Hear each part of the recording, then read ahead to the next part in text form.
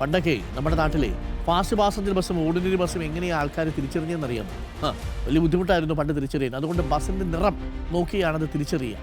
FP എന്ന് എഴുതിയിട്ടുണ്ടാവും, fast passenger എന്നുള്ളത്. അപ്പോൾ ഇംഗ്ലീഷൊന്നും പഠിച്ചിട്ടില്ലാത്ത നമ്മുടെ നാട്ടിലെ പഴയ അമ്മൂമ്മമാരൊക്കെ ഇത് ഫാസ്റ്റ് പാസഞ്ചർ ബസ്സാണോ എന്ന് ഇങ്ങനെ കണ്ണിങ്ങനെ നോക്കുന്ന ദൂരെ നിന്ന് വരുന്ന ബസ്സിനകത്തേ കണ്ടുപിടിക്കത്തില്ലല്ലോ.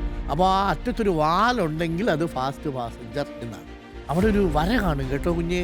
ആ ചുമപ്പ് വരയുണ്ടെങ്കിൽ അത് ഫാസ്റ്റ് പാസഞ്ചർ എന്നാണ് പറയുക. പണ്ട് കാലത്ത് ഇംഗ്ലീഷൊക്കെ പഠിക്കാത്ത നമ്മുടെ അമ്മമ്മമാർ ഫാസ്റ്റ് പാസഞ്ചർ ബസ് തിരിച്ചറിഞ്ഞത് അങ്ങനെയാണ്. പിന്നീടാണ് ആ കാര്യങ്ങളൊക്കെ മാറിയത്. ഇപ്പോൾ പലതരം നിറങ്ങളല്ലേ ബസ്സിന്. അപ്പോൾ ഏതാണ് ബസ് എന്നുള്ളത് കൃത്യമായി തന്നെ തിരഞ്ഞെടുത്ത് തന്നെ നിങ്ങൾ കയറണം.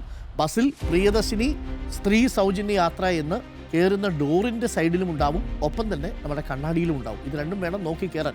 ഇല്ലാതെ ഫാസ്റ്റ് പാസഞ്ചർ ബസ്സിൽ കയറിയിട്ട് സൗജന്യ യാത്ര എന്ന് പറഞ്ഞാൽ അത് നടക്കില്ല. പിന്നെ അവസാനം പാവം കണ്ടക്ടർക്ക് അതൊരു ബുദ്ധിമുട്ടായി തീരുകയും ചെയ്യും.